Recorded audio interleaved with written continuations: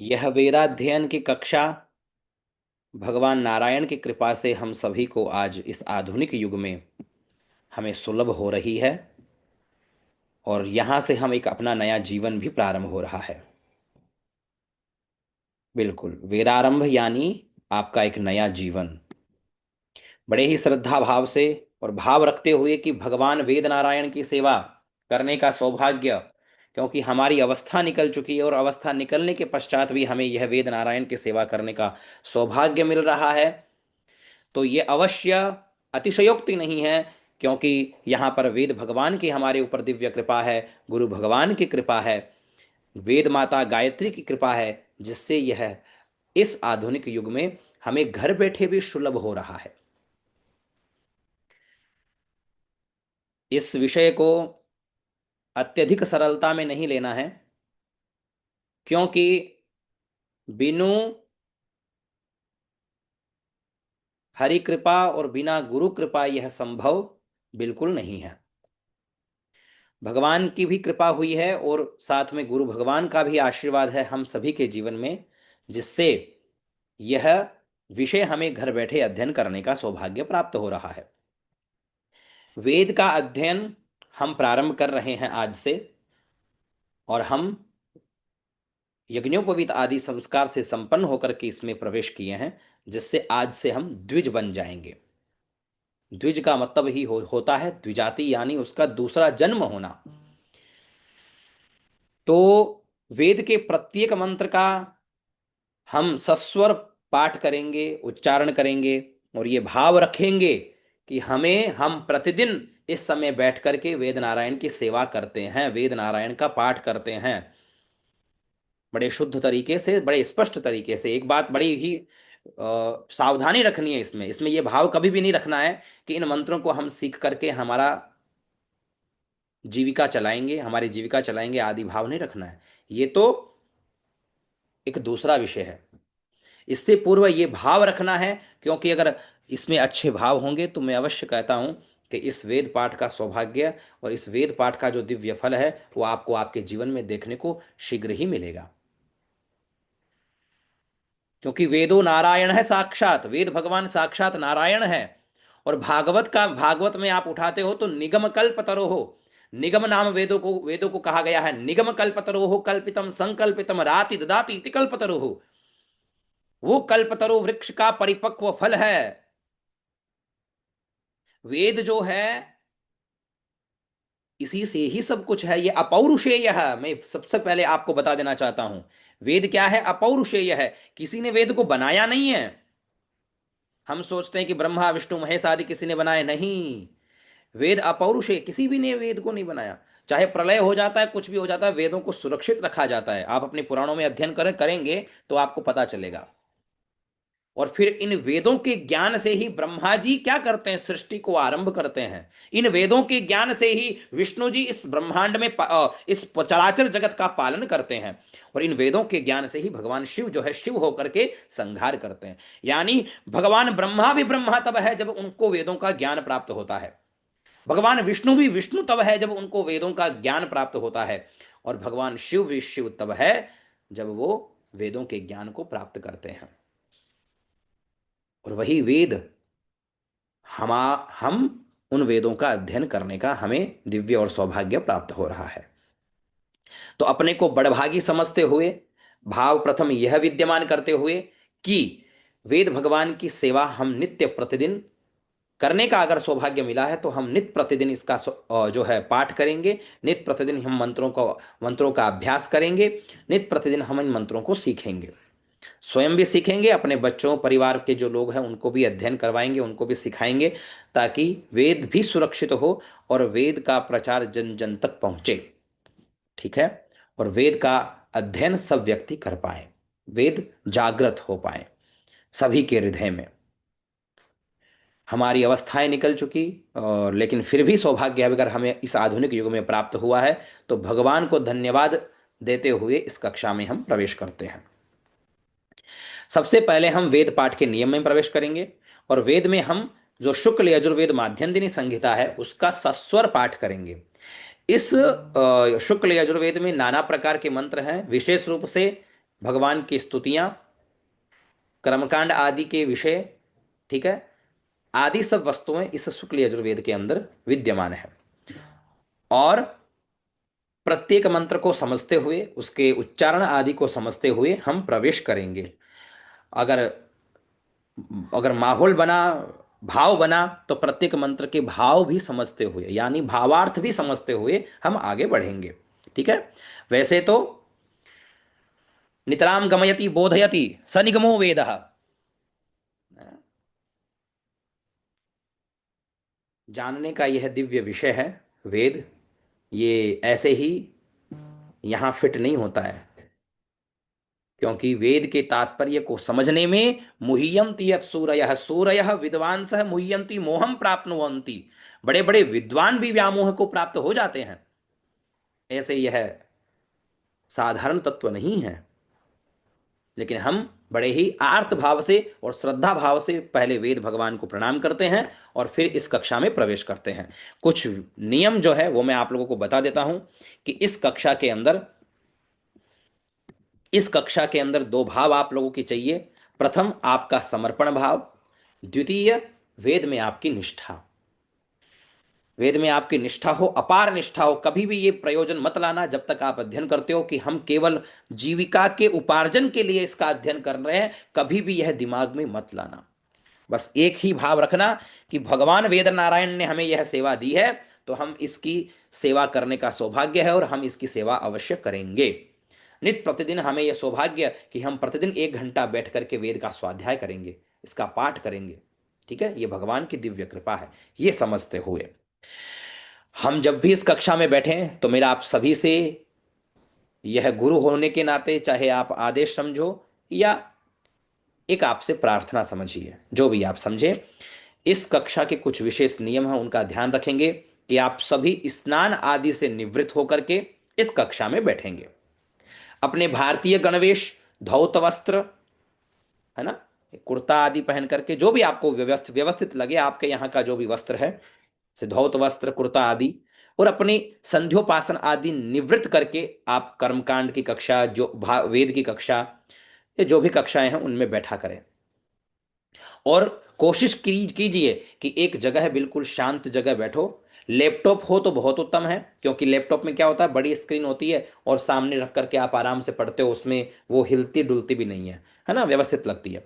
Phone में आप join हो, कोई दिक्कत नहीं है। अगर आपके पास लैपटॉप नहीं है तो फोन में ज्वाइन होते हो, तो फोन में भी ज्वाइन होते हो तो देखो, फोन को लैंडस्केप मोड में रखो। ऐसे सामने एक स्टैंड आता है 10-20 रुपए का, वो ले लो, उस पर रखो, टेबल के ऊपर रखो उसको अच्छे से, और आसन लगा करके बैठो, वस्त्र आदि के अंदर बढ़िया सुंदर सा तिलक लगा करके बैठो। रामानंदी तिलक लगाओ। ठीक है।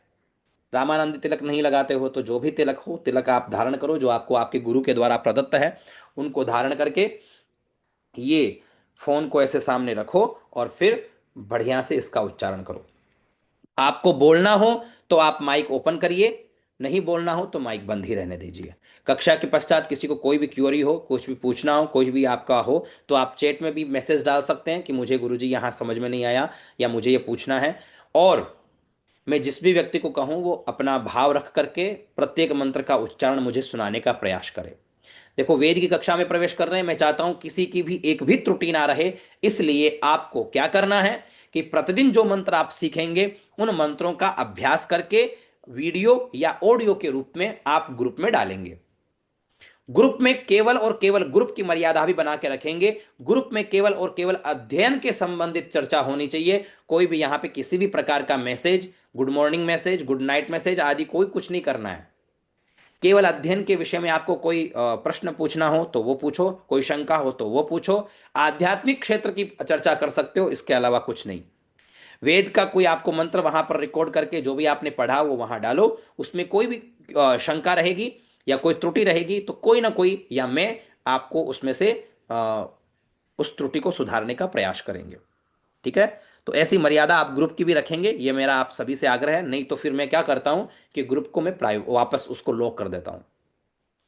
तो ग्रुप में अभी मैंने ओपन कर रखा है। अभी आप बहुत लोग मैसेज कर रहे थे, ये कर रहे थे, वो कर रहे थे, वो अब नहीं होना चाहिए। आपको समय से लिंक मिलेगा, लिंक से ज्वाइन करो। मर्यादा रखनी है कि आपकी लिंक आपके पास ही होनी चाहिए, किसी और को शेयर नहीं करनी है। ठीक है। नहीं तो चलो वो यहाँ आ जाए फिर बाद में उनकी बेइज्जती हो तो वो भी अच्छा नहीं लगेगा। और दूसरा कि ग्रुप की भी मर्यादा और कक्षा की भी मर्यादा आपको रखनी है। ठीक है, ये आशा आप सभी से रहेगी। अब हम प्रवेश करते हैं वेद की कक्षा के अंदर। तो वेद की कक्षा में प्रवेश करने से पूर्व कुछ चिन्ह होते हैं, मंत्रों में लगे हुए मिलेंगे आपको, जैसे मैं आपको दिखाऊं यहाँ पे। हम्म, जैसे देखो ये यजुर्वेद संहिता है। अच्छा, सभी ने यजुर्वेद ले ली होगी जहां तक मुझे ज्ञात है, नहीं है तो मैं पीडीएफ तो आपको ग्रुप में शेयर कर ही दूंगा। ये पीडीएफ आपको मिलेगी। इसके अलावा आप लोग क्या कर सकते हो, या तो इस पीडीएफ से आप फाइल निकलवा लो, या आप एक वेणी राम गौड़ की पुस्तक आती है, बहुत अच्छे आचार्य हैं, इनकी पुस्तक में मैंने देखा है कि बहुत कम त्रुटियां होती है, तो वो पुस्तक आप ले सकते हो। नंदन मिश्र जी की भी है, वो थोड़ी महंगी आती है लेकिन बड़ी उत्तम आती है, जयपुर से मिलती है, वो भी आप ले सकते हो। तो ये जो पुस्तकें हैं प्रामाणिक आचार्यों की, इनकी आप पुस्तक लीजिए ताकि उनमें कम अशुद्धियां मिले। ठीक है। और बाकी जो पुस्तकें आप लोगों के पास में है तो कोई दिक्कत नहीं है, मैं यहां से समझाऊंगा, कोई अशुद्धि शुद्धि हो तो अपनी पुस्तक में करके आप अध्ययन अपना निरंतर रखेंगे। कोशिश करेंगे कि प्रतिदिन के अध्ययन को, प्रतिदिन के मंत्रों को हम कंठस्थ करें, या उनका बहुत शुद्ध उच्चारण करके निरंतर उनका अभ्यास हम करते रहें, जिससे आज से आप सभी वेद पाठी होने वाले हो। जैसे अभिषेक जी वेद पाठी है, जितेंद्र भारद्वाज जी वेद पाठी, अतिश जी वेद पाठी, है ना। आपके सामने आज एक उपाधि, एक विषय आपका लग जाएगा कि आज से आप क्या हो गए हैं, वेद पाठी। ठीक है। वैदिक, वैदिक भी आप लगा सकते हैं। ठीक है। अब अपन प्रवेश करते हैं। देखो ये जो मंत्र होते हैं, जैसे ये प्रथम अध्याय है, वाजस्नेयी माध्यन्दिनी, ये शाखा है। कौन सी शाखा है, माध्यन्दिनी शाखा है। यजुर्वेद का यह संगीता पाठ अपन करेंगे। और यजुर्वेद में हम क्या करने वाले हैं, शुक्ल यजुर्वेद। ठीक है, शुक्ल, शुक्ल यजुर्वेद माध्यन्दिनी शाखा, ये आपको ध्यान होना चाहिए। वाजस्नेयी माध्यन्दिनी यह शाखा है, यजुर्वेद संहिता है। और भी इनके बहुत सारे विषय हैं, वो मैं आपको बताता रहूंगा, प्रतिदिन कुछ ना कुछ आपको इसके विषय में ज्ञान देता रहूंगा जहां तक भगवान की कृपा रहेगी। ठीक है। अब अपन चलते हैं। देखो मंत्रों में क्या होता है, जैसे ये चिन्ह है, नीचे चिन्ह लगा हुआ है, एक ऊपर खड़ी रेखा है, भाग का चिन्ह है, ऐसे बहुत सारे चिन्ह रहेंगे। देखो जैसे यहाँ पर देखो ये चिन्ह है, ठीक है ना, ये चिन्ह है, ऐसे बहुत सारे जगह जगह चिन्ह है। तो पहले हम एक थोड़ा छोटा सा विषय है, वो वेद पाठ के नियम आदि, उसको हम समझते हुए आगे बढ़ते हैं। ठीक है। देखिए,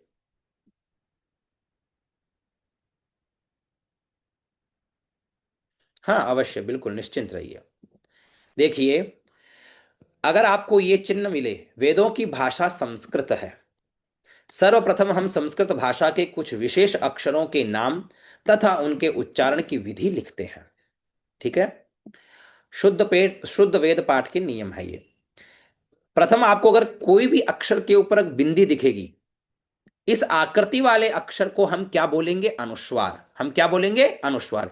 किसी भी जगह किसी भी अक्षर के ऊपर अगर आपको बिंदी दिखे तो उसको हमें अनुस्वार बोलना है। और नासिकानुस्वारस्य, और अनुस्वार का उच्चारण कहां से होता है, नासिका से, नाक से वायु निकालते हुए इसका उच्चारण होता है। ठीक है। जैसे रामम, है ना, अब नाक से हवा निकल रही है और उच्चारण है ना, यहां से हुआ। अगला जो चिन्ह मिलेगा आपको, जिसे हम बोलते हैं चंद्र बिंदु भी बोलते हैं, आ, सरल भाषा में चंद्र बिंदु बोलते हैं, बाकी पहले संगीता पाठ होता है, इसकी 8 विकृतियां होती है, वो मैं बताऊंगा। जटामाला शिखा रेखा ध्वजो दंडो रथो घन, ध्वजो दंडो रथो घन, तो वहां पर वो दंड पाठ होता है। सिखाऊंगा अवश्य, अगर विषय बनाना तो अवश्य आप लोगों को पद क्रम जटा घन और ये सब विषयों पर हम चर्चा करेंगे, सब कोशिश करेंगे। ठीक है ना। पहले संगीता पाठ, लेकिन उससे पहले संगीता पाठ मजबूत होना चाहिए। फिर पद पाठ होता है, फिर क्रम पाठ, फिर जटा पाठ, जटा माला शिखा रेखा ध्वजो दंडो रथो घन, है ना। वो विषय भी सब बताएंगे, आगे की कक्षाओं का विषय है वो चर्चा करेंगे। अभी हम तो कक्षा 1 में हैं। ठीक है, कक्षा 2, कक्षा 3, कक्षा 4, फिर कक्षा 12 तक पहुंचना है, फिर उसके बाद हमें कॉलेज की डिग्री हमें प्राप्त करनी है यहाँ, समझ रहे हो। तो वो सब चीजें, सब विषय आएगा। ठीक है। अब अगर आपको चंद्रबिंदु दिखे, जिसे हम सरल भाषा में चंद्र बिंदु बोलते हैं, ऐसा चिन्ह दिखे, कहने का मतलब, है ना, लकीर हो ऊपर, बिंदी बिंदी हो, इस आकृति वाले अक्षर को हम क्या बोलते हैं, अनुनासिक। यह भी नासिका से इसका उच्चारण निकालते हुए होता है। ठीक है।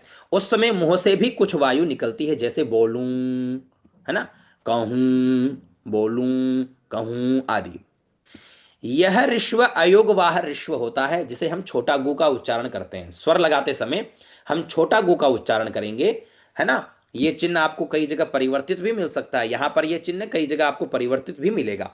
तो इसको हम बोलते हैं अयोगवाह ऋष्व। इसका नाम क्या है? अयोगवाह ऋष्व। इस अक्षर का उच्चारण कैसा होना चाहिए? जैसे कांसे के पात्र पर डंडा मारने पर जो ध्वनि निकलती है, वैसा। जैसे अग्न आया, अग्न आयु, खी, गुं, गुं, है ना, गुं, गणानान्त्वा गणपति गुं, है? इस प्रकार से जो गुं आएगा ना, छोटा गु और बड़ा गु, जिसका छोटा उच्चारण उसको अयोगवाह ऋष्व, बड़ा गु अयोगवाह दीर्घ, आगे अक्षर आएंगे।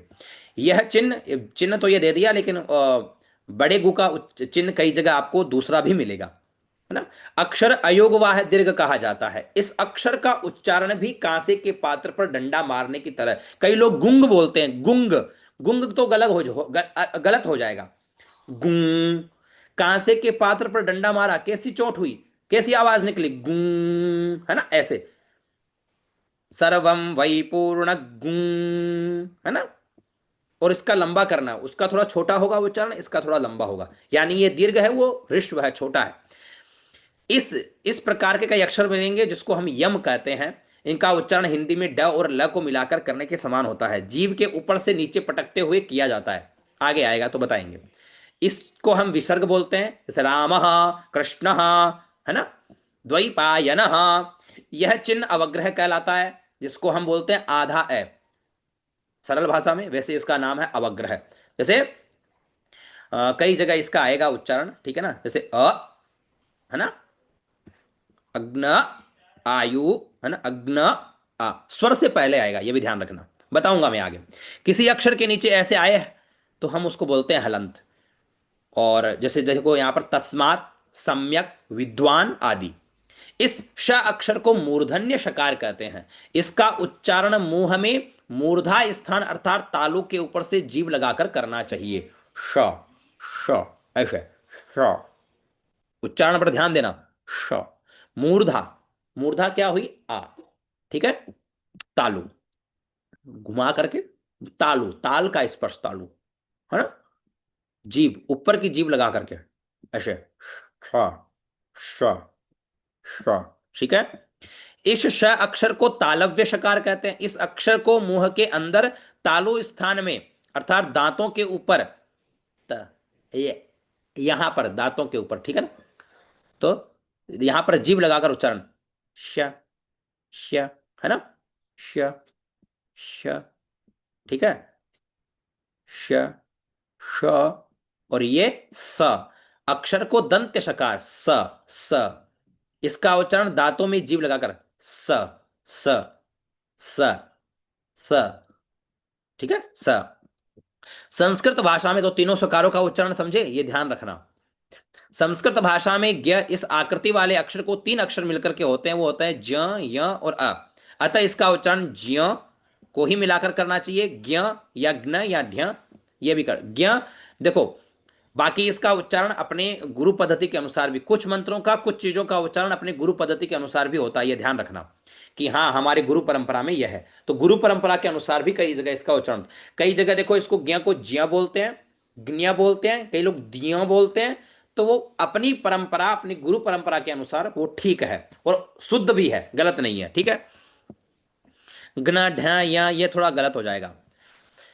संस्कृत भाषा में अ, ई, उ, रील, री, ए, ओ, औ आदि अक्षर स्वर कहलाते हैं। तीन, और इनके तीन भेद है, ऋष्व, दीर्घ और प्लुत। ऋष्व यानी लघु समझो, दीर्घ यानी थोड़ा लंबा समझो, प्लुत यानी उससे भी लंबा समझो, ठीक है। ऋष्व, इसका उच्चारण एक मात्रिक होता है। एक मात्रक यानी एक अक्षर बोलते हैं उतना इसका उच्चारण होता है। जितने समय में हाथ की कलाई की नाड़ी एक बार धड़कती है, उतने समय में इसका उच्चारण होना चाहिए। देखो ये भी प्रमाण है, जैसे अ, ई, उ, अ, ई, उ, ठीक है। दीर्घ, इसका उच्चारण द्विमात्रिक होना चाहिए, यानी दो अक्षर बोले जाएं उतना दीर्घ इसका उच्चारण होना चाहिए। हाथ की कलाई दो बार धड़कती हो, जैसे आ, ई, उ, ए, आई, ओ, औ, ठीक है। प्लुत, इसका उच्चारण त्रिमात्रिक होना चाहिए, अर्थात जितने समय में हाथ की कलाई की नाड़ी 3 बार धड़कती हो, इतने समय में उसका उच्चारण करना चाहिए। ओम, बोलते हैं ना हम, ओम। संस्कृत भाषा में क ख ग घ आदि अक्षर व्यंजन कहलाते हैं। ये सभी व्यंजन अर्धमात्रिक होते हैं और इनका उच्चारण बिना स्वर के नहीं हो सकता। संस्कृत और हिंदी भाषा में व्यंजनों का उच्चारण प्रायः व्यंजन के साथ स्वर को मिलाकर सिखाया जाता है। जैसे आधा क और अ तो क, ख और आधा ख और अ तो ख इत्यादि बिना स्वर को संयुक्त किए व्यंजनों का उच्चारण ठीक प्रकार से होना कठिन होता है। ऋग्वेद और अथर्ववेद में मंत्र शीघ्र गति से, यजुर्वेद में मंत्र मध्यम यानी ऋग्वेद से आधी गति, और सामवेद के मंत्र धीमी गति ऋग्वेद से 1/3 गति से बोलने चाहिए। ऋग्वेद के मंत्र थोड़े जल्दी चलते हैं, ठीक है ना। अग्न आया गुखी अग्न आ, है ना, इस प्रकार से।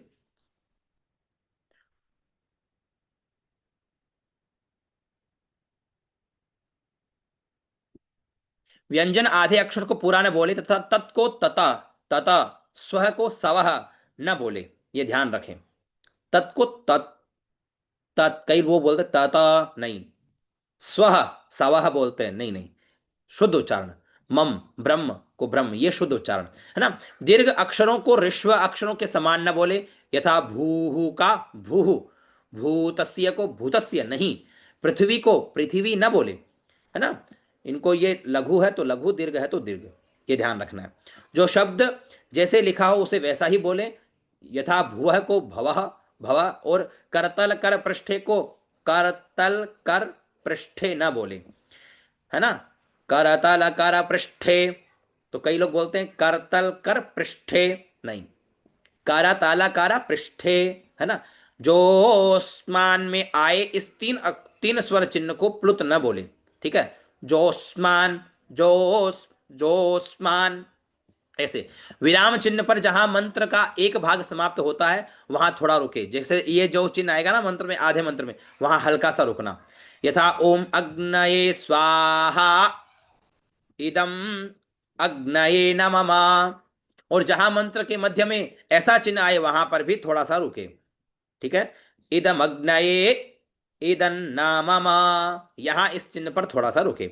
वेद मंत्र के अंतिम भाग को भी उसी गति से बोले जिस गति से पहले भाग को बोला गया है। यथा ओम अग्नये स्वाहा, इदम अग्नये इदन न मम, यहां इदम अग्नये इदन न मम को शीघ्र न बोले, अपितु पूर्व गति के समान धीरे धीरे ही बोलना चाहिए। यानी ऐसा होता है ना, कई लोग पहले को थोड़ा दीर्घ फिर बाद में को थोड़ा तेज, नहीं नहीं, सबको समान। दो पृथक शब्दों को मिलाकर एक बनाकर न बोले, यथा स दाधार को सदाधार नहीं, स दाधार, सदाधार नहीं होगा ये। सनो को सनो बोलना अशुद्ध है, स नो, स नो। री अक्षर को र व री के समान न बोले तथा हृदयम को हृदयम न बोले। सृष्टि को सृष्टि या सिरष्टि बोलना अशुद्ध है, ये ध्यान रखना। एक कर्म के मंत्र समूह है, यथा ईश्वर स्तुति प्रार्थनोपासना, स्वस्ति वाचन शांतिकरण, अघमर्षण, मनसा परिक्रमा, उपस्थान आदि में आए मंत्रों के प्रथम मंत्र के पूर्व ही ओम का उच्चारण करे, न कि प्रत्येक मंत्र के पूर्व, ठीक है। यानी जो भी चीज प्रारंभ होता है उसमें प्रारंभ में ही हरि ही ओम का उच्चारण करना है, सब जगह नहीं। ओम को प्लुत लंबा करके भी बोले, ओम। किसी भी मंत्र से यज्ञ में आहुति देते समय मंत्र के अंत में स्वाहा ही बोले, स्वाहा से पूर्व ओम को न जोड़े, ये भी ध्यान रखना। ओम स्वाहा कई लोग बोलते हैं, ओम स्वाहा नहीं होता है, स्वाहा ही बोलना है, ये ध्यान रखना है, ठीक है। आशा है बहुत सारी चीजें मैंने यहाँ व्यवस्थित करी कि ये समझाने के लिए, वेद पाठ के नियम के लिए, ठीक है।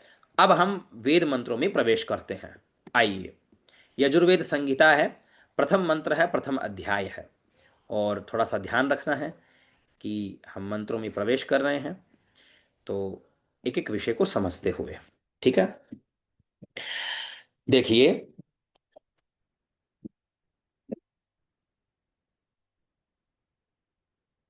मैं आपको पूरा दिख रहा हूं जहां तक आशा है, स्वर लगाने में हमें समस्या नहीं होनी चाहिए, ठीक है। ये देखिए, पिन भी हूं मैं। चलो ये अच्छी बात है। और हम्म, यजुर्वेद की कक्षा प्रारंभ है। और बहुत सारे लोग जैसे ध्यान रखिएगा कि बार बार आप लोगों को नहीं कहना पड़े, विशेष रूप से शुल्क के विषय में। ठीक है। तो अपना जो भी समय या जो भी दिवस निर्धारित होता है, जैसे आज का दिवस निर्धारित हो गया जिनका, तो वो बस इस दिवस को याद रखें और इस दिवस पे अपने समय के अनुसार, ठीक है, आगे पीछे हो एक दो दिन चलेगा, लेकिन अपने स्वयं से ही विवेक से प्रतिमाह है जो हमने बहुत निम्न शुल्क रखा है 500 रुपये, वो आपको जमा करना। इसमें कोई मगजमारी नहीं होनी चाहिए। ठीक है, क्योंकि फिर अच्छा नहीं लगता ग्रुप से उनको निष्कासित करें, जोड़ें, है ना, बड़ा थोड़ा पेचीदा काम लगता है। तो इन चीज जो चीजें हैं बस उनको हृदय में धारण करते हुए चलो, और क्या है। अथ प्रथमोध्याय। बोलिए वेद नारायण भगवान की जय हो। गुरु भगवान की जय हो। वेद माता गायत्री मैया की जय हो। हरि ओम। मैं बहुत धीरे धीरे आप लोगों को समझाने का प्रयास करता हूं, आप मेरे साथ पीछे पीछे दोहराना। ह, ये हाथ स्वर सहित अपन सीखेंगे। हाथ आपका बिल्कुल सीधा होना चाहिए। ठीक है, बिल्कुल सीधा। ठीक है, देखो, देखो ये देखो, ऐसे बैठना है, अलाती अलाती पलाती मार के बैठते हैं ना, आसन नीचे हो, ऐसे हो। और ये मुष्टिका बनानी है। मुष्टिका क्या है? ये आसन है किसका? स्वर का। और इसको कोहनी के नीचे रखना है ऐसे। और ये देखो यहाँ पे ये जंघा है ना, तो यहाँ पर हमने रख लिया, जैसे आप देखेंगे, देखो यहाँ पे। तो ये देखो मैंने क्या किया कि यहाँ पर देखो ये कोहनी रखी, और यहाँ पर ये मुष्टिका रखी, और इसके ऊपर इस हाथ को ऐसे किया। ये अ, आपकी स्थिति होनी चाहिए बैठने की। कमर बिल्कुल सीधी, ठीक है, सीधी कमर में बैठे हैं आराम से। ठीक है ना। और आसन लगा के बैठे हैं, और आसन लगा लिया, और धौत वस्त्र आदि सब पहन करके बैठना है, ध्यान रखिएगा, है ना, अपने मर्यादित वस्त्र में ही। और आपने ये जो मुष्टिका है ये आसन है स्वर का। तो ये स्वर है, इस स्वर के नीचे आपने ये आसन लगाया। ये आपकी स्थिति हो गई बैठने की। ठीक है, ये आपकी स्थिति बैठने की होनी चाहिए। Okay, done. ठीक है, ये आपकी स्थिति। अब इसके अंदर देखो ये कोहनी बिल्कुल सीधी, और ये अंगुलियां, चारों अंगुलियां ऐसे बिल्कुल सीधी, अंगूठा इनको स्पर्श नहीं करना चाहिए। अंगूठा अलग रखो। हाँ, अलग अलग रखो अंगूठा, ऐसे, ऐसे, ठीक है, ऐसे। चारों अंगुलियां ऐसे बिल्कुल सीधी, अंगूठा अलग, देखो ये अंगूठा बिल्कुल अलग है ना। और ये बिल्कुल यहां से बिल्कुल सीधा, ये बिल्कुल सीधा। ठीक है, ये बिल्कुल सीधा है। और ये ऐसे बिल्कुल सीधा है ऊपर की तरफ, चारों अंगुलियां बिल्कुल। और ये अंगुष्ठ अलग है। ठीक है। और ये इसके नीचे स्वर लग गया, और ये बिल्कुल स्थिति। अब देखो, पहले हम एक अभ्यास करते हैं स्वर को। स्वर कहां कहां लगेगा? एक, एक में ये ऊपर, बिल्कुल ऊपर, कान के पास में एक। दो, ये आ गया बीच, बीच लेना है, ये बीच समझना है। दो, ये बीच आ गया, मतलब बीच के अंदर, है ना, मध्यम में, ये समझो मध्यम में। ठीक है। और ये राइट, ये राइट की तरफ गया, यानी दाएं की तरफ गया है। ठीक है। और ये गया बाएं की तरफ, बिल्कुल टच, यहां पर बिल्कुल टच, है ना। हाँ, ये यहां पर बिल्कुल टच करिए, ये बीच का हो गया तीन। और ये गया नीचे चार। देखो एक ऊपर है, ये बीच में है, मध्यम में है, ये नीचे है। ऊपर, बीच में, नीचे, ऊपर, बीच में और नीचे, ऊपर, है ना, और ये मध्यम, और ये नीचे, ये दाएं और ये बाएं। दाएं बाएं मतलब दाएं हो गया राइट, बाएं हो गया ये लेफ्ट। ठीक है, थोड़ा ऐसा भी समझेंगे अपन। ठीक है, ये दाएं लेफ्ट, राइट में, और ये लेफ्ट में। ठीक है, ऊपर, बीच में और नीचे, ऊपर, बीच में और नीचे, दाएं और बाएं। ठीक है, जैसे एक, दो, तीन, चार और पांच।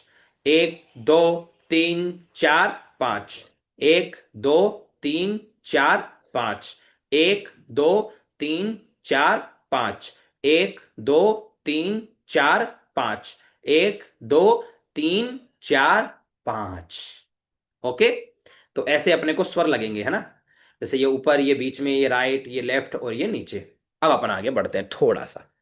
चलो महापुरुषों, थोड़ा ध्यान देना यहां पे। सबसे पहले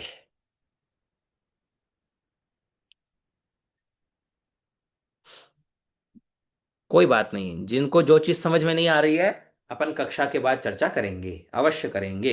ये ध्यान रखना, ठीक है। देखो, सीधा बैठना है। अब सबसे पहले कभी भी मंत्र प्रारंभ करो, अध्याय प्रारंभ करो, प्रत्येक मंत्र में नहीं लगेगा, लेकिन अध्याय प्रारंभ करते हैं या कोई टॉपिक प्रारंभ करते हैं, तो मंत्रों में कोई टॉपिक या कोई विषय, कोई स्तोत्र, कोई स्तुति पाठ, कोई प्रार्थना पाठ करते हैं, तो प्रारंभ करने से पूर्व हरि ही ओम, हरि ही ओम का उच्चारण करते हैं। हरि ही ओम यहां तो नहीं दिया है, और मैं आपको हरि ही ओम लिख दूं क्या? चलो लिखते नहीं है अपन। मैं आपको एक ग्रंथ और दिखाता हूं साथ में।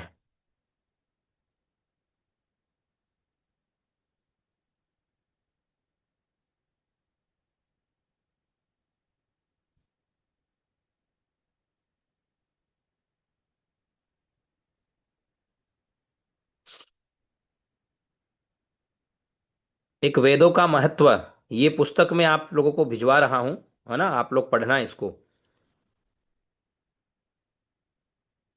वेदों का महत्व, ठीक है।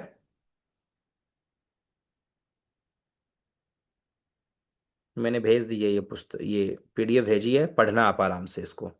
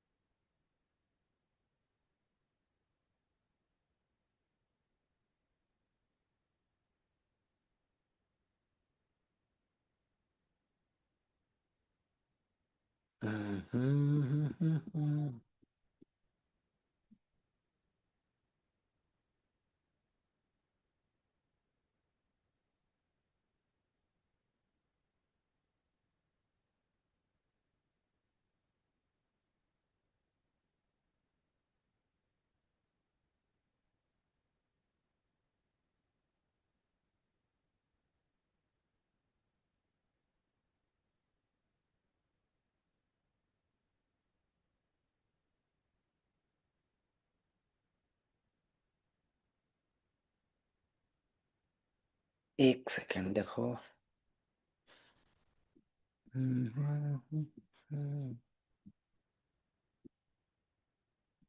बहुत सारे ग्रंथ आगे पीछे हो जाते हैं ना नाम से।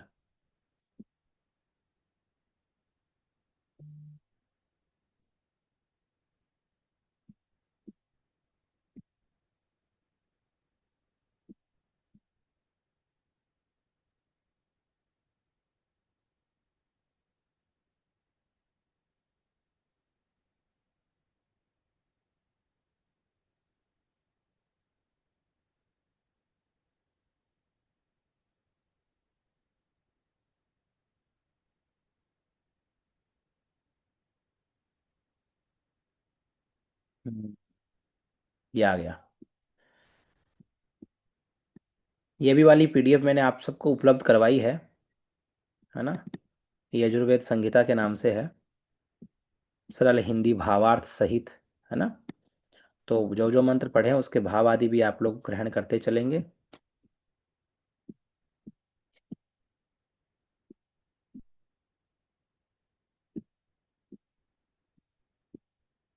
देखो,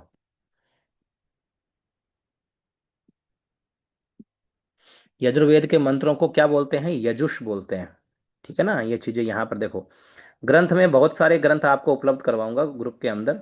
तो आप लोगों का ये होना चाहिए कि भाई जो भी समय मिले उसमें आप अध्ययन करते रहेंगे, ठीक है ना।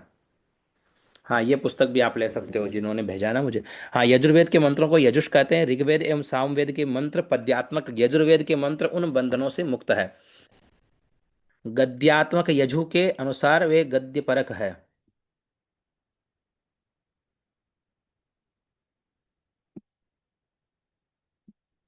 हम्म, देखो, यजु यानी यज्ञार्थक, ठीक है। यज्ञ की मुख्य धाराएं आदि चीजें हैं। कभी समय मिलेगा धीरे धीरे समझाते हुए पढ़ेंगे, और क्या। वेद को वैसे क्या बोलते हैं अपन? श्रुति बोलते हैं, ये ध्यान रखना, वेद को हम बोलते हैं श्रुति। दिव्य ज्ञान का यह प्रवाह गुरु के श्रीमुख से सुनकर शिष्यों द्वारा विस्तार पाता है। पाता रहा। इसे 4 भागों में क्रम से किया। उस क्रम में ऋग्वेद को दिया पैल को, यजुर्वेद वैशम पायन को। ठीक है, यजुर्वेद किनको दिया? वैशम पायन, ध्यान देना।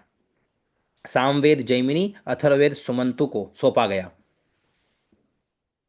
यजुर्वेद की शाखाओं का विस्तार महर्षि वैशम पायन के शिष्यों के द्वारा होता है। इन शाखाओं की संख्या को बहुत कही जाती है, किंतु अभी तक उनके प्रमाणिक सूत्र प्राप्त नहीं हो सके। महा पतंजलि के कथन के अनुसार 100 मध्वर्यु शाखा के अनुसार यजुर्वेद की 101 शाखाएं हैं। ठीक है, मतलब आप ये बोल सकते हो महाभाष्यकार पतंजलि के अनुसार 100 मध्वर्यु शाखा के अनुसार, यानी 101 शाखा इसकी है।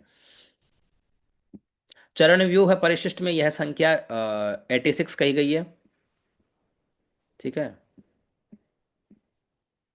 यजुर्वेदाध्यायी परंपरा में 2 संप्रदाय प्रमुखतया परिलक्षित होते हैं। एक ब्रह्म संप्रदाय अथवा कृष्ण यजुर्वेद, एक आदित्य संप्रदाय अथवा शुक्ल यजुर्वेद।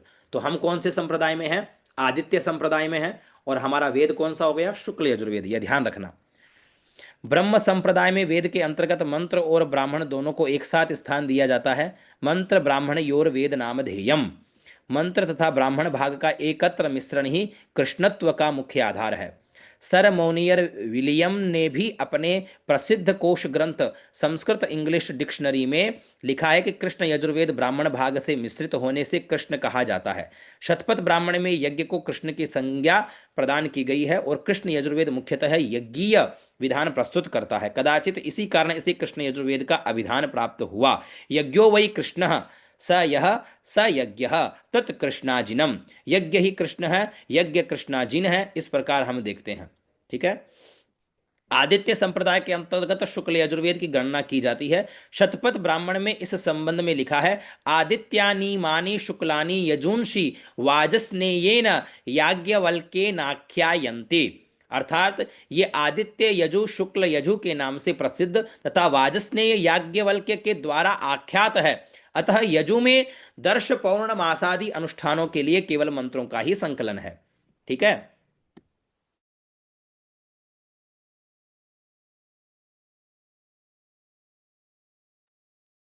का संकलन, यही मंत्रों का विशुद्ध तथा अभिमिश्रित रूप ही शुक्ल यजु के शुक्लत्व का मुख्य हेतु है। शुक्ल यजुर्वेद को वाजस्नेय संगीता भी कहा जाता है। वाज अन्न को कहते हैं और सनी दान को।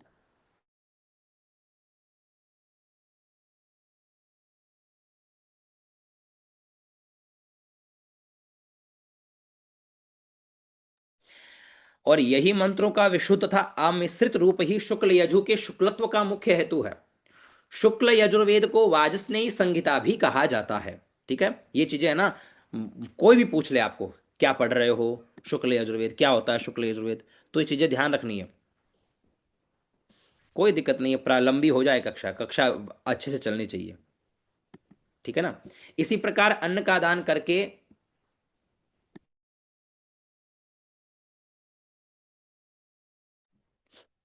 इस प्रकार अन्न का दान करने के स्वभाव वाले महर्षि की संतान होने के कारण याज्ञवल्क्य को भी वाजस्नेय कहा जाता है और इनके द्वारा आख्यात होने से वाजस्नेयी संगीता नाम पड़ना स्वाभाविक है। ठीक है, चलो ये यहाँ पर और भी विषय दिए गए हैं, यजुर्वेद की शाखाएं संगीताएं। तो हम जिसमें है वो है माध्यन्दिनी संगीता। यह शाखा उत्तर भारत में विशेष रूप से प्रतिष्ठित हुई। ठीक है, जो अपन शुक्ल यजुर्वेद पढ़ रहे हैं इसकी कौन सी शाखा है? अपनी माध्यन्दिनी संहिता। ठीक है ना, ये कौन सी शाखा है? ये माध्यन्दिनी शाखा है। ये शाखा विशेष रूप से उत्तर भारत में प्रतिष्ठित हुई। महर्षि वैशम पायन से यजुर्वेद का अध्ययन महर्षि याज्ञवल्क्य आदि ने किया। ठीक है, जैसे व्यास जी ने क्या किया, ये 4 भाग किए, चारों आचार्यों को प्रतिपादित किया।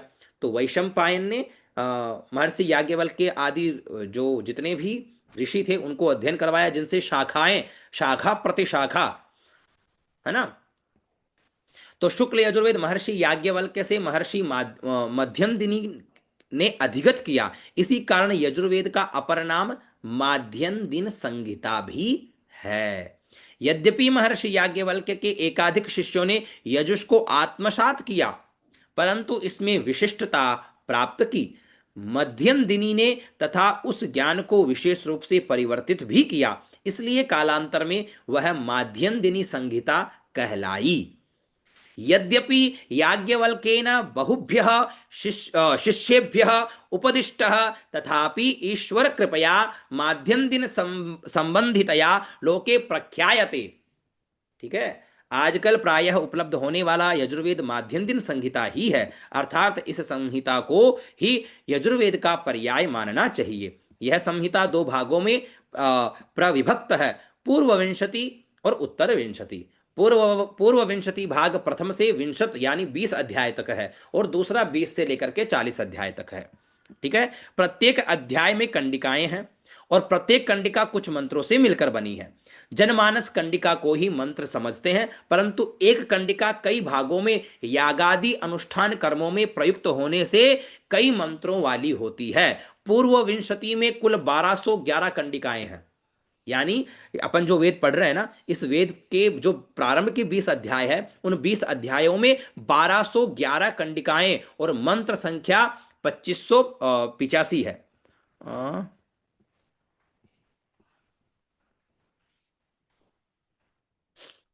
उत्तर विंशति भाग एक विंशति, ये 2585, ये थोड़ा सा मुझे संख्या में इसको अपन सही करेंगे। ठीक है, यहां गलत दिया हुआ है।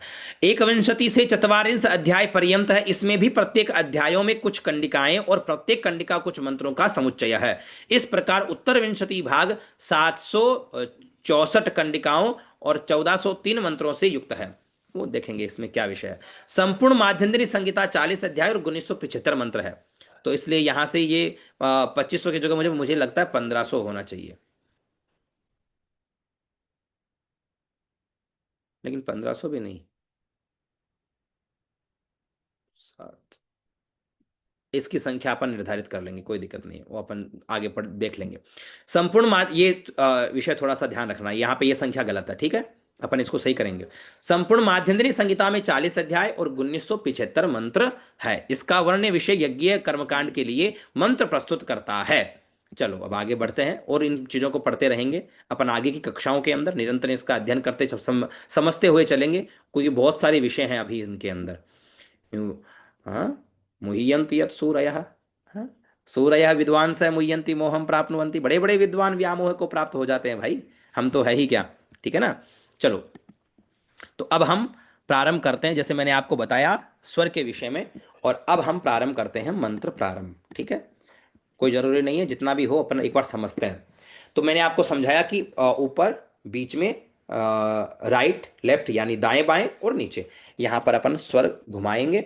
और स्वर के विषय में भी मैंने आपको ठीक से बताया था कि यहाँ पर ध्यान देना है कि आपको कमर सीधी होनी चाहिए, आपके जो हस्त स्वर है उसके कोहनी के नीचे एक आसन विद्यमान होना चाहिए।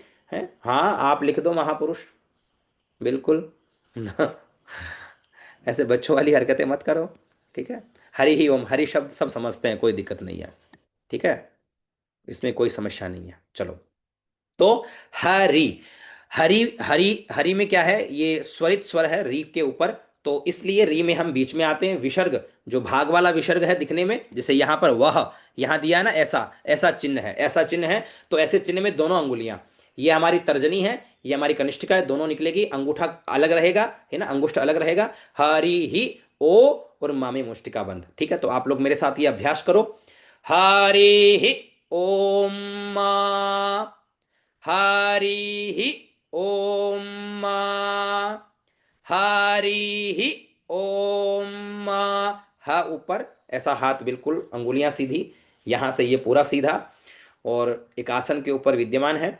हा में ये ऊपर रहेगा बिल्कुल कान के पास में। ठीक है, ह, री में आ गया मध्यम में, बीच में, हरि ही बोलते ही दोनों अंगुलियां निकल जाएगी। हरि ही, ओ में वापस सीधा हो जाएगा, और माँ में मुष्टिका बंद हो जाएगी, ऐसे। ठीक है, हरि ओम मां, हरि ओम मां, हरि ओम मां। म हलंत युक्त पद में मंत्रों में यहां आएगा। आप लोग सोचेंगे म तो हलंत युक्त है, इसका तो आधा उच्चारण होना चाहिए, लेकिन यहां एक नियम है। उस नियम में यह है कि पद के अंत में जो हलंत युक्त शब्द होंगे उनका एक विशेष उच्चारण यहां करना है। ठीक है, इसलिए म को इस प्रकार बोल रहे हैं, एक विशेष उसको स्थान दिया जा रहा है। हरि ओम। अब आगे बढ़ते हैं। प्रथम अध्याय का प्रथम जो मंत्र है वो है इखेत्वोर जेत्वा वायवस्थ देवो वह। तो पहले इतने विषय को समझते हैं। ये ई शब्द है, ये ख है, षटकोण वाला जो है यहाँ पर, जिसको अपन मूर्धन्य शकार बोलते हैं, इसको यहाँ पर ख का उच्चारण करना है। इसमें एक की मात्रा है, तो ई खे, आधा त वो, तो इखे वो, और जे के ऊपर र भी है, तो इखेत्वोर जे, आधा त और वा तो जेत्वा, इखेत्वोर जेत्वा, इखेत्वोर्जेत्वा, इखेत्वोर्जेत्वा। ई श षटकोण वाला, यानी मूर्धन्य शकार, जिसे यहां पर ख का उच्चारण करेंगे, उसमें एक ही मात्रा है, तो ईखे, त्वोर, त्वोर, त आधा है वो, और जे के ऊपर र है, तो त्वोर जे, आधा त और वा तो जेत्वा, ईखे त्वोर जेत्वा। अब यहां पर हम कैसे बोलेंगे? ई का स्वर गया हमारा दाएं, खे गया बाएं, त्वोर गया नीचे, जे गया ऊपर, और त्वा आ गया हमारा बीच में। ई खेत्वोर जेत्वा, ई खेत्वोर जेत्वा। ई में हम राइट गए, यानी दाएं गए। क्यों? क्योंकि इसके अगला स्वर अगले स्वर के अनुसार क्रिया होगी। तो थोड़ा ध्यान से समझना, धीरे धीरे समझ में आ जाएगा। ई पर जो स्वर है ऐसा ही स्वर तो पर है, इसलिए ई का जो स्वर है वो चला गया दाएं। खे पे स्वर नहीं है तो यह आ गया बाएं। अब त्वोर या तो जाएगा नीचे, और यह जाना चाहिए था राइट में। तो त्वोर गया नीचे, क्यों? क्योंकि इसके आगे त्वा पर स्वरित स्वर, यानी बीच का स्वर है। ठीक है, तो ई खे त्वोर जे त्वा, ई खे त्वोर जे त्वा, ई खे त्वोर जे त्वा। वायवस्थ, वायव आधा स और थ, तो वायवस्थ। अब वा का स्वर नीचे, क्यों? क्योंकि इसके अगला स्वर व पर स्वरित स्वर है, बीच का है। अगर वा के आगे स्वर व पर, जैसे ई पर है या तो पर है, ऐसा होता तो ये भी दाएं बाएं हो जाता। ये दाएं चला जाता, जिस पे स्वर है वह दाएं चला जाता, यह बाएं चला जाता, और वह चला जाता नीचे। लेकिन यहां व में बीच का स्वर है, इसलिए ये जो वा य व, तो वा का स्वर जाएगा नीचे, य ऊपर, और वा में बीच में। वा य वस्थ, आधा सा और थ, तो यहां पर कोई स्वर नहीं है, बीच में ही रहेगा। वायवस्थ, वायवस्थ, वायवस्थ, वायवस्थ। देवो वाह, देवो वाह। दे वा में ओ की मात्रा, देवो वा और विसर्ग तो वह। देवो वह में दे का स्वर नीचे, क्यों? क्योंकि इसके अगला स्वर वा पर बीच का स्वर है, इसलिए दे का स्वर नीचे, वो ऊपर, वह बीच में, और ये भाग वाला विसर्ग है, यहां पर दोनों अंगुलियां निकलेगी। जैसे हरि ही ओम में मैंने किया था ना, वैसे ही यहां पर ये छोटी वाली भी और बड़ी वाली भी। देवो वाह, ह बोलते ही दोनों निकलनी चाहिए, पहले नहीं। देवो वाह, ये ध्यान रखना है। ठीक है, अब आज हम इतना ही समझेंगे, बाकी कल समझेंगे। तो इतने से का आप अभ्यास कर लोगे तो स्वर में आप परफेक्ट हो जाओगे, और बाकी तो परफेक्ट करने की जिम्मेदारी हमारी है ही। ठीक है, तो इतना अभ्यास आप सबको करना है। जो नए वाले हैं खासकर उनको विशेष रूप से, जो कर्मकांड की कक्षा में अध्ययन कर रहे हैं उनको तो पता ही है कि कैसे उच्चारण स्वर आदि लगता है। ठीक है,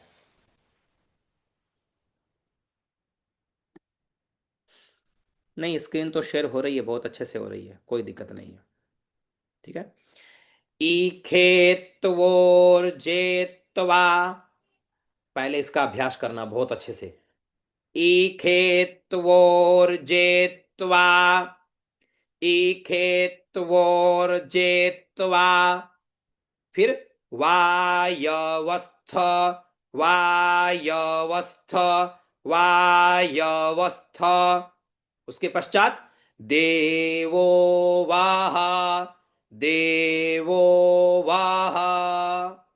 तो इतना अभ्यास आपको क्या करना है, शब्दों को पहले स्पष्ट उच्चारण, फिर स्वर ठीक ठीक बैठाना अभ्यास करना है। ठीक है, फिर स्वर बैठ जाए, फिर इसको कंठस्थ।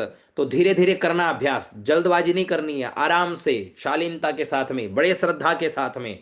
श्रद्धावान लभते ज्ञानम, ध्यान रखना। ठीक है, श्रद्धावान व्यक्ति ही ज्ञान को प्राप्त कर सकता है, जिसमें स्थिरता हो। अरे यार गुरुजी बहुत लंबा ले रहे हैं ना, नहीं होना चाहिए। ठीक है, हम तो पहले ही वैसे ही शॉर्टकट चल रहे हैं, बहुत शॉर्टकट चल रहे हैं, ठीक है ना, जीवन में ही बहुत शॉर्टकट है। तो ऐसा विचार बिल्कुल नहीं, हर विषय को बहुत गंभीरता से समझते हुए बढ़ना है आगे। कोई प्रकार की त्रुटि कहीं नहीं होनी चाहिए। ठीक है, तो इतना अभ्यास करने के बाद आप कैसे बोलोगे, ईखेत्वोर्जेत्वा वायवस्थ देवो वाह। ठीक है, ये उच्चारण आपका निकलना चाहिए। तो आज केवल इतना ही अभ्यास करोगे, इतना अभ्यास कर लिया, बढ़िया मजबूत, जितना मजबूत कर लोगे उतना मजबूत आप आगे के शब्द स्वर समझ जाओगे। ठीक है, तो आज के लिए मुझे लगता है इतना काफ़ी है, काफ़ी लोगों के लिए समय काफ़ी ज़्यादा हो गया है ना। और ये ध्यान रखना है, इतना सा अभ्यास आपको सबको करना है। ग्रुप ओपन रखूंगा, तो किसी को कुछ नहीं समझ में आए ग्रुप में मैसेज डालना, वहां पर सब विषय का समाधान आप सबको मिलेगा। ठीक है, इन चीज़ों का ध्यान रखना है। ठीक है, और खासकर, ठीक है ना, इन सब विषयों का विशेष रूप से ध्यान रखना। और उच्चारण आदि हर चीज़ों में बहुत फोकस होना चाहिए।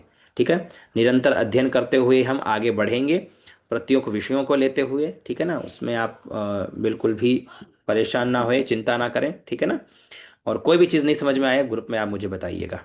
ठीक है, चलो आज के लिए इतना ही काफ़ी है। हाँ, कक्षा की वीडियो में शीघ्र ही आप सभी को उपलब्ध करवाता हूँ। ठीक है, और जिनका शुल्क जमा है उनका ठीक है, जिनका शुल्क जमा नहीं हुआ है अपना शुल्क जमा करो, कक्षा का लाभ लो। ठीक है, ये विशेष रूप से ध्यान रखिएगा। इसीलिए शुल्क बहुत कम इसीलिए रखा है ताकि सबको इस चीज़ की सुविधा रहे। ठीक है, नमो नमः, जय श्री कृष्ण।